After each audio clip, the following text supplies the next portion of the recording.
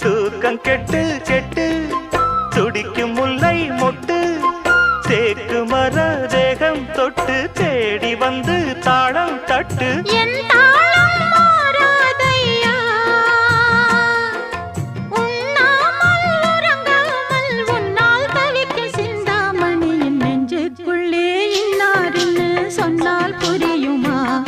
அது கொஞ்சி கொஞ்சி பேசுறது கண்ணில்